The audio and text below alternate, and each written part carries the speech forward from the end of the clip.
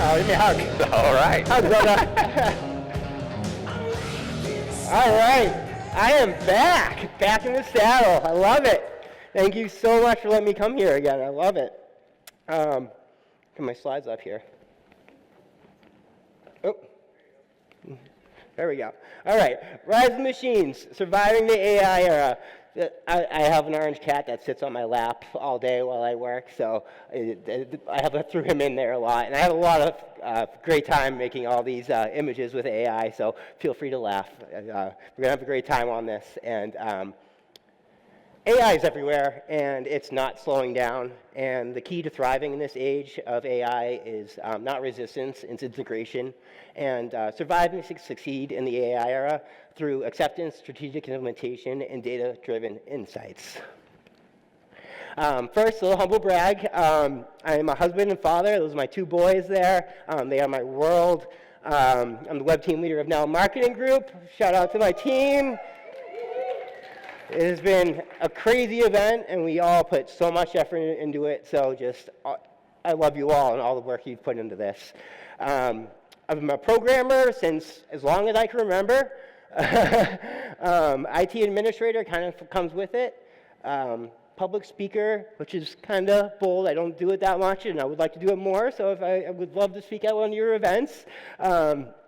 Snowboarder, as Chad said, I definitely think definitely not the best, but I try and I really enjoy it, and I have a little special connection with Mother Nature when I'm out there snowboarding. It makes me feel great. Musician, outdoorsman, and I'm kind of a nerd. So many people have mentioned Star Wars, and it made me feel so comfortable. So thank you for that, because I love Star Wars. So absolutely love that. So thank you all for doing that. Surviving the AI era is as easy as 1, 2, 3, and I know what you're probably thinking is like, great, here's another it's easy as 1, 2, 3, someone's trying to sell me. And the only thing I'm trying to sell you here is don't do what I did, which is, this is changing the industry, and I'm a very passionate coder, and I love writing code. And I thought that was kind of really all people were using AI for. There's that rumor that AI is going to replace coders, and I mean, it's definitely changing the industry. I don't think it's going to replace coders, but I definitely felt threatened. I had to get over my own ego and accept the fact that this is where the industry is going, and I can't do anything about that. And it was honestly, it was hard for me to really get over myself, to be honest. And this is kind of my personal journey with it, a little bit of acceptance of this is where I need to do, because this is where the industry goes. This is not anything new. History tends to repeat itself. I know we've kind of heard that before. And these changes in the industry, I've been doing this for a long time, and I've seen this happen before, just in different dynamics. Nothing as big as AI, I can tell you that much. And the first step is acceptance, and this is where the industry is going, and we need to embrace AI. It's not going anywhere, and it's changing the industry. It's not about how AI is going to replace you. It's how it's going to superpower you. I know some other people have said that already, and it's great that we're all on the same vibe here, because it's here to superpower you and enable you. It's not going to replace you in your job. It's coming for your job as you know it, okay? If I did not embrace this change in the industry that happens, I wouldn't be where I am today at Now Marketing Group as a web team leader. This is where this change happens in this industry. I lived through Web 1.0, 2.0, and 3.0. And I mean, has anybody ever heard of Microsoft Front Page or Dreamweaver 8? Anybody? Hands? Okay. It's older. I'm surprised not many hands, okay? I'll be honest, it's very old.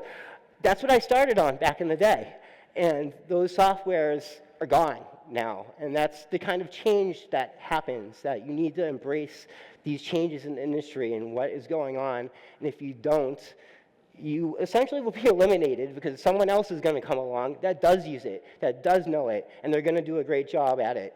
So it's so important to do that. And yeah, I've actually said this a few times, but AI is everywhere. Look into your SaaS softwares.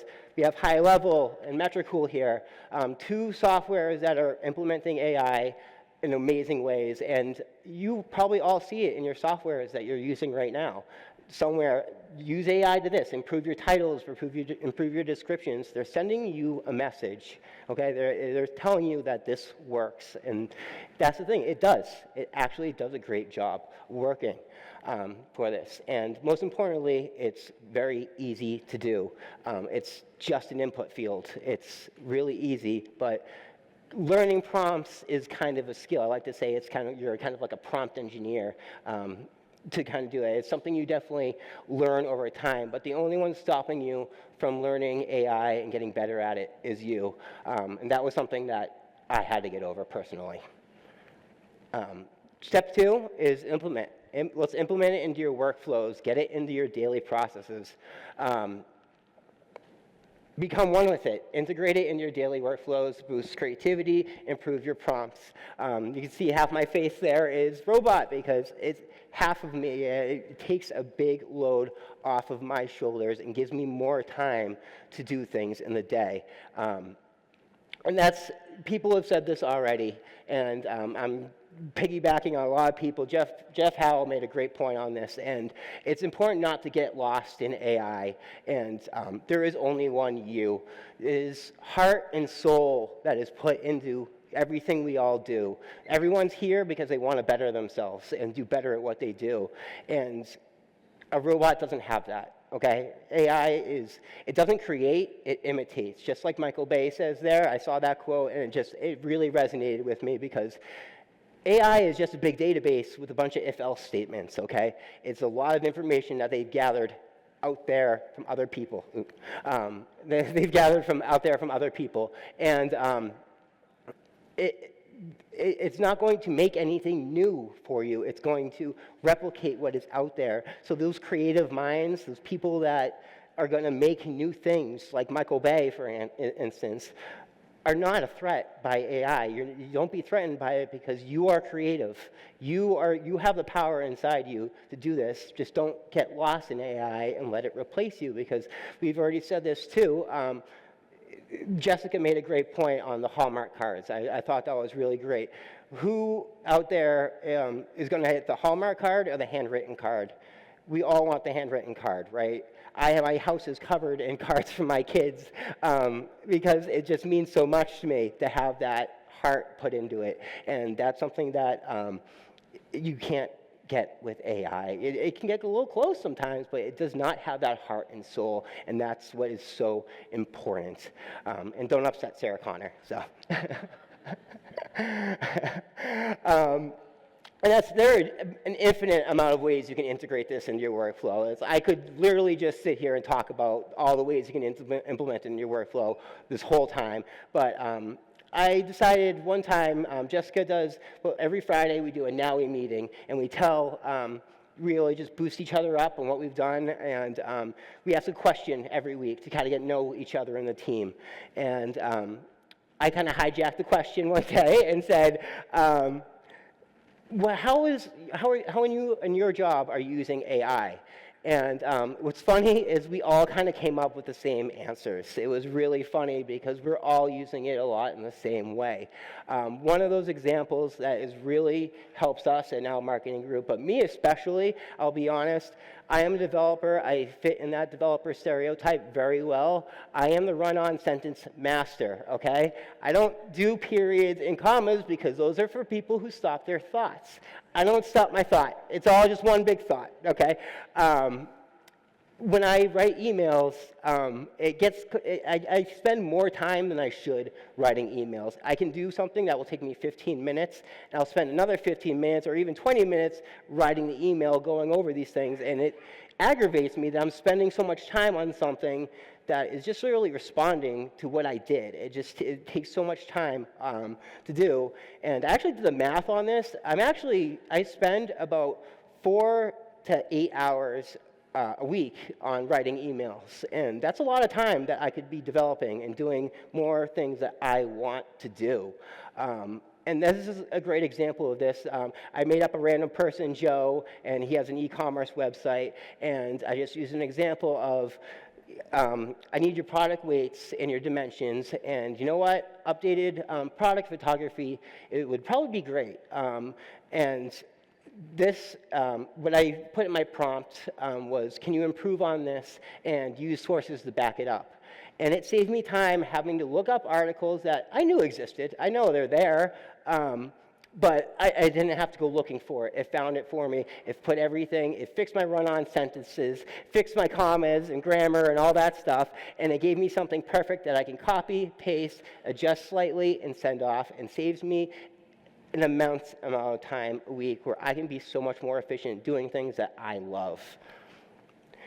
And on top of that is AI-generated copy. I like to joke about this and say goodbye lorem ipsum, hello actual relative text, because whenever we develop a website, or we used to develop a website, we would wait for a website copy to come in. And what we would do to fill that is use lorem ipsum text, a paragraph or two of just random Latin, and just throw it in there just to fill the spot so they get the idea of what's supposed to be there. And we don't do that anymore. We actually just prompt ChatGPT to give us something. 95% of the time, they go, you know what, just adjust it slightly, and it's good to go. It's perfect. Great. Huge game changer for me. It saves so much time, saves us money from having to assign team members or copywriters or anything like that. It just makes it really efficient, and then you can actually get human-crafted messaging and get that AI polishness that can actually kind of help with SEO as well. If you kind of have a focus on certain keywords, and you can kind of say, maybe focus on this kind of word, and it will regenerate, and it's almost always perfect. And then images is another great one. I don't really go to stock photography websites anymore because I would spend so much time finding the perfect image, and eventually I would just get mad and try to just whip up something. And that's where ChatGPT takes away all that stress from having to search on those images, and I just generate it, and like a lot of the time, I just have to go into Photoshop and adjust it slightly, and it just saves me so much time, and it's great. And it's all something you learn as you generate your prompts to get that kind of precision with those image generations and things, which we'll get into that a little bit later. But brand kits are also great coming through. We have a lot of clients that come in and say, here's our logo, build us a website. That's it. Okay, we got you. We do have some questionnaires when people come in, so you got to pull that information from them. But when we upload that logo, ChatGPT will pull out. I know this stuff is hard to read, so I do have the slides available at the end. So if any of this stuff is hard to read, I apologize, and you can get it at the end. But I use a Social Media Week Lima logo, and it output just about everything I need to set up the website and set up a brand kit. And I could go right into Canva and take this information and build a nice brand kit for a company. And I mean, this is 5 minutes it would take me to do this. I mean, it is so quick. And what I love is it finds fonts, and I always hate trying to find the same font. Takes so much time. I know there's other services out there you can use, but it really works great for that. The virtual assistant, or GPT, as Tony was talking about, he covered a lot of this great, and it actually is a huge time saver for me because my brain likes to work sometimes at 2 a.m. I mean, we're all kind of entrepreneurs and people and developers that sometimes when that lightning hits, you deal with it, okay? You do it then. So I'll wake up at 2 a.m. sometimes and look at what the issue I had, and ChatGPT will almost always come out with the perfect answer for what I was looking for. I'm not even going to go into all these things because that even just is the basis of what those virtual assistants can do. But that 24/7 availability and the access to expertise, remember, it's a huge database of information. There's so much there, but having that 24/7 availability and access to expertise, you can't message your employee at 2 a.m., but you can message a robot. So it does amazing things and makes my job easier because when my brain works, it works, and I want to get it done, even if it's 2 a.m. And then prompts, again, we kind of talked about this, was it's a skill in itself. I like to say it's a prompt engineer, and it's funny, Tony actually mentioned this too. I have the prompt to create the best prompt here, which is exactly kind of what Tony was talking about. And again, this is really hard, but essentially what this prompt does is say, ChatGPT, you're a large language model, use the craft method to get the best prompt from the user. And this really helped me understand prompts and get a good feel for how it works. One of the things is that's a lot of text there. More information is better, you know. It will help make everything flow better, and getting as precise and as descriptive as you can really helps with that. So this is a great tool that you can use. You can download it at the end of this on my slides, but it is very helpful to kind of not only get the best prompt, but also help you understand prompts. So, and shout out to my friend for providing that for me. And then the last step is to analyze. And don't just use AI. You actually just use AI to analyze that data. And what you can do is take data files and upload. I know some people already discussed about that, but you can get agency level precision with your with ChatGPT. I don't know if I should be saying this because I work for an agency, but the stuff that it provides is the stuff that I would recommend. Why? Because it imitates. It's imitating what an agency does. And you can do that yourself by just asking it. It is really impressive. So I don't know if I should be fully saying this, but I am. We all use GA4, right? Google Analytics, yes, we all use it. Yes, we do. Yes, we do. Web developer, if you're not using Google Analytics, come on. Numbers don't lie, and what you can do is actually take that information, go into Google Analytics in the top right corner, go to your report in the top right corner, download that report to a CSV file, and then take that and upload it to ChatGPT and literally say, how can I improve my web results? And it's going to give you something like this. It's going to give you something like this, and I mean, this is, if someone said, George, go look at my Google Analytics and tell me how to improve, this is what I would do. This is it. Okay, this is the same stuff that I would just automatically think of or write, but it saved me the time. And you all can do that too. All you have to do is just upload that file and ask it. And it's such a game changer. It really is. And it just can save everybody time and money. And you can do the same exact thing with social media. Log into Meta Business Suite and export your social post data, upload it to ChatGPT, and ask how you can improve. And I got a great example here.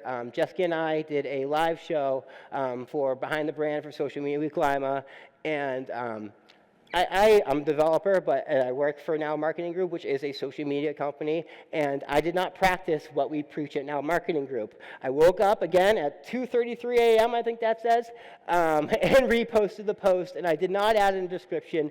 I did not add any kind of engagement or anything like that. I should do better, okay? I need to do better. I work for a social media marketing company. It called me out, okay? It made sure that I knew that these are things that I should be doing. And ChatGPT can do that. And all I did was say, how can I improve on my posts, on my social posts? And uploaded that, and that's what it did. So just amazing information it can give you and make your life so much easier. And then reports. When you have a ton of data like that, it can be overwhelming when it's just a bunch of numbers on a page. And you can literally take those same data sheets and upload it to ChatGPT and say, make me a pie chart, and a bar graph from this and save it as a PDF.